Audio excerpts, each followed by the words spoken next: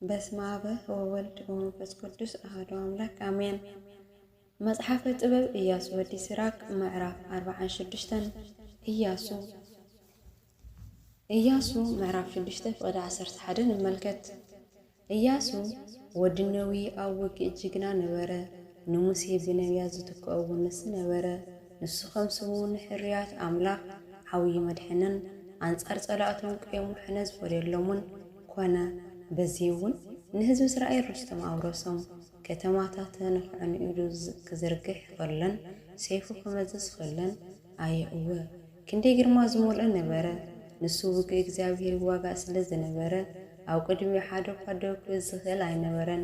ኢዱ ዘርጊሑ ፀሓይ ደው ንኽትብል ዝእዘዝ ሓደ መዓልቲ ክንዲ 2 መዓልቲ ከም ዝነውሕ ዝገበረ ኢያሱ ዶ ኣይኮነን።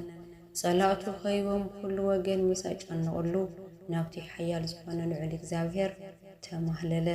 እቲ ዓብዪ እግዚኣብሔር ከዓ ብርቱዕ ሓይሊ ዘለዎ በረድ ብዝናብ መለሰሉ።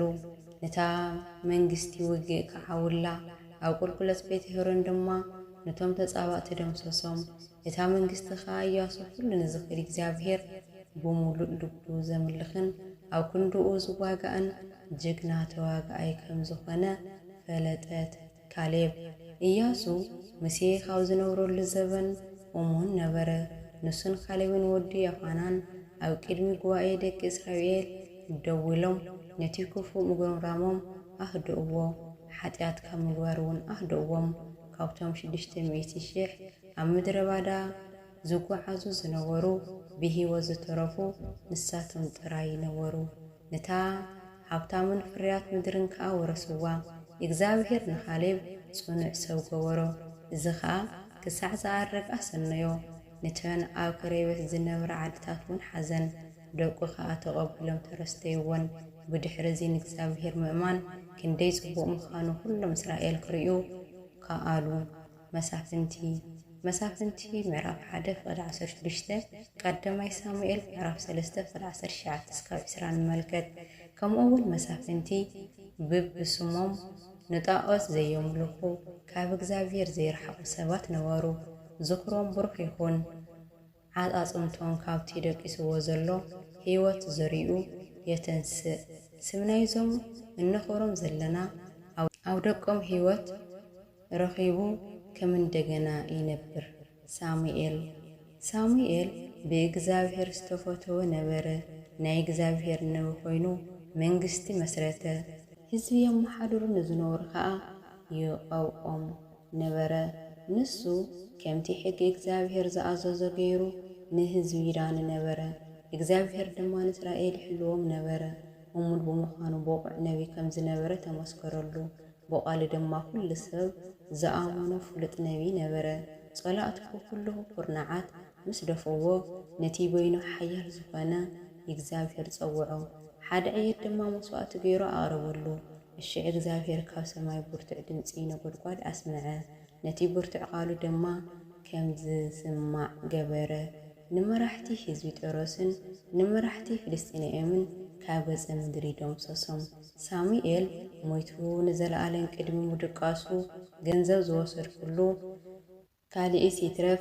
ሳእኑ እውን ዝወሰድ ኩሉ ሰብ እንተሎ ይመስክር ብምባል ነቶም ሰባት ኣብ ቅድሚ እግዚኣብሔርን ኣብ ቅድሚ እቲ ዝተቐብአ ንጉስን ከም ዝመስክሩ ፀውዖም። እንተኾነ ሓደ ሰብ እኳ ኣይኸሰሰን። ብድሕሪ ሞቱ እውን እንተኾነ ትንቢት ተዛረበ። ክመውት ከም ዘለዎን ንንጉስ ሳኦል ገለጸሉ። ክፍኣት ህዝቢ ንኸጥፍእ ድማ ኣብ መቃብር ኮይኑ ቃሉ ኣልዒሉ ትንቢት ተዛረበ። ምዕራፍ 47 ናታን ካልኣይ ሳሙኤል ምዕራፍ 7 ካብ ፍቅዲ 1-3 ምዕራፍ 12 ካብ ፍቅዲ 1-14 ንመልከት።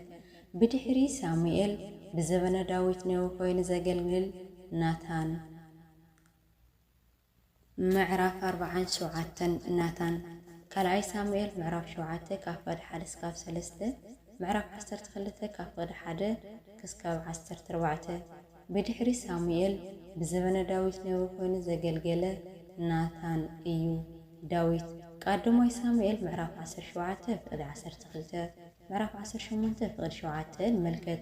ከምቲ ንስብሒ ንመስዋዕቲ ሰላም ካብ ዝቐረበ ናይ እግዚአብሔር ዝፈለይዎ ዳዊት ድማ ካብ ማእኸል ደቂ እስራኤል ተፈልዩ ተሓረየ። ንሱ ምስ ኣናብስ ከም ምስ መሓስእ ምስ ደበታት ድማ ከም ምስ ዕየታት ይጻወት ነበረ። መንእሰይ ከሎ ነቲ ንጉዕ ገዚፍ ሰብ ቀተሎ፣ ካብ ህዝቢ ከዓ ውርደት ኣርሓቐ። እምኒ ወንጪፉ ሰዲዱ ይጀሃር ንዝነበረ ጎልያድ ወቂዑ ኣብ ምድሪ ከም ዝዝርጋሕ ገበሮ። እዚ ከዓ ናብቲ ኣዝዩ ልዑል ዝኾነ እግዚአብሔር ስለዝተማሃለለ እዩ። ንሱ ከዓ ነቲ ኣብ ውግእ ጅግና ዝኾነ ንኽቐትል ንሓይሉ ጽንዓት ሃቦ። በዚ ከዓ ሓይሊ ህዝቡ ልዑል ከም ዝኾነ ገለጸ። ዳዊት 10,000 ምስ ቀተለውን ንእዳዉ እግዚአብሔር ባሪኽዎ። ኣዝዩ ክቡር ዝኾነ ዘውድ መንግስቲ ምስ ደፍአውን ኣመስጊንዎ። ብኩሉ ወገን ይመፁ ንዝነበሩ ጸላእቱ ደምሰሶም፣ ይቃወሙ ንዝነበሩ ፍልስጤናውያን ኣጥፍኦም፣ ንሓይሎም እውን ኣድከሞ። ክሳዕ ሎሚ ከዓ ከምኡ ኢሎም ኣለዉ። ዳዊት ኣብ ኩሉ ተግባሩ እቲ ኣዝዩ ልዑል ዝኾነ ቅዱስ እግዚአብሔር የመስግኖ ነበረ። ኩሉ ክብሪ ንዝበለ ከዓ ንኡ ይህቦ ነበረ። ብሙሉእ ልቡ መዝሙር ምስገና ይዝምረሉ ነበረ። ንፈጣሪኡ እውን የፍቅሮ ነበረ። ብድምፆም ጥዑም ዝማኣዝኡ ዜማ ምእንቲ ከዳልዉ ኣብ ቅድሚ መሰዊኢ መዘመራን ይሰርዕ ነበረ። ኣብ ዓመት ዝበዓሉ በዓላት ሰርዐ። ብዝግባእ ክብሪ ከም ዝኽበር እውን ገበረ። ብዘን መዓልትታት እዚአን ንስም እግዚአብሔር ብመዝሙር ምስገና ይውድሶ። ካብ ንጉሆ ጀሚሩ ከዓ ኣብ ቤት መቕደስ ምስገና ከቃልሑ ይውዕሉ ነበሩ። እግዚአብሔር ንዳዊት ሓጢኣቱ ኣርሓቐሉ፣ ንሓይሉ ድማ ንሓዋረ ልዕል ኣበሎ። ንነገስታት ዝግባእ ኺዳን ኣተወሉ፣ ኣብ እስራኤል ድማ ክብሪ ዝመልኦ ዝፋን ሃቦ። ሰሎሞን ቀዳማይ ነገሥት ምዕራፍ 4 ፍቅዲ 20-34 እንመልከት። ድሕሪ ዳዊት ኣቦኡ ብዘዳለወሉ ኣስተሪሑ ዝገዝእ ጥበበኛ ወዲ ተንስአ። ሰሎሞን ክነግስ ከሎ ዘበነ ሰሎሞን ነበረ። ኣምላክ ከዓ ብኩሉ ወገን ዕረፍቲ ሃቦ።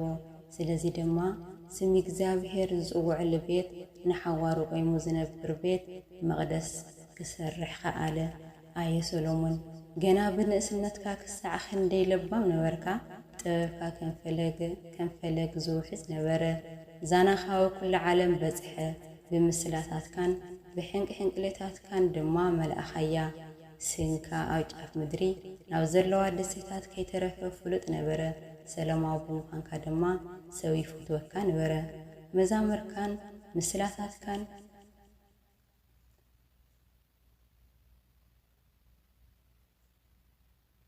መዛምርካን ምስልታትካን ግድል ኣፋታትሓኻን ረእየን። ኩለን ሃገራት በኣኻ ይድነቓ ነበራ። ብስም እግዚአብሔር ኣምላክ እስራኤል ንወርቂ ከም ታኒካ ንውሩር ከም ዓረር ጌርካ ኣኪብካየ ነበርካ። እንተኾነ ኣንስቲ እምብዛ ትፈቱ ነበርካ። ፍትወት ስጋ ድማ ውድቀት ኣስዓበልካ። ንኽብርኻ ኣጸለንካዮ፣ ንዘርእኻ ድማ ኣርከስካዮ። ስለዚ ድማ ኣብ ልዕሊ ደቅኻ ቁጣ ኣምጻኻ፣ ብዕሽነትካ ድማ ተሳቐዩ። ስለዚ ከዓ እቲ ልዑል ስልጣንካ ናብ ክልተ ተኸፈለ። ካብ ዘርኢ ኤፍሬም ከዓ ዓላዊ መንግስቲ ተንስአ። እግዚአብሔር ግና ምሕረቱ ኣይውዳእን እዩ፣ ንተግባራቱ እውን ክባላሾ ኣይሓድጎን። ንዘርኢ ዳዊት ሕራዩን ፍቕሩን ኮቶ ኣይጥፍኦን። ስለዚ ንያዕቆብ ሓድጊ ንዳዊት ከዓ ውላድ ሃቦ፣ ረብዓንም ኢዮርብዓምን። ቀዳማይ ነገሥት 12 ፍቅዲ 6-33 እንመልከት። ሰሎሞን ከም ኣቦታቱ ሞተ። ወድሕሪኡ ድማ ካብ ደቁ ሓደ ዕሽነት ዝበዝሖን ምርዳእ ዝጎደለን ኣብ ዝፋኑ ዝቕመጥ ረብዓም ዝበሃል ሓያል ዓይነት መመሓዳሩ ህዝቢ ንኽዓሉ ኣለዓዓሎም።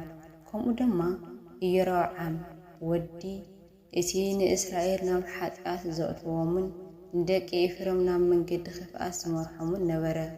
ዓዶም ሓዲጎም ከም ዝስደዱ ክሳዕ ዝገበሮም ሓጢኣቶም ኣዝዩ ብዙሕ ነበረ። ንሳቶም እግዚአብሔር ሕነ ክሳዕ ዝፈደዮም ኩሉ ዓይነት ክፍኣት ገበሩ ይብል ቅዱስ ቃሉ። አሜን። ስለ ቃሉ የቃል ባለቤት ቅዱስ እግዚአብሔር አምላክ ተመስገን ይሁን። ናይ ጥበብ ኢያሱ ወዲ ስራክ ጸጋ በረከት ይሕደረና ምዕራፍ 46-47 ውፅኢት ጠቃልል 48 ቀጻላይ ሰሙን يقصنا شيء سات يلنا زول استرفاف والسمرة كتار مليس والي جاوي الرول أمين يقولون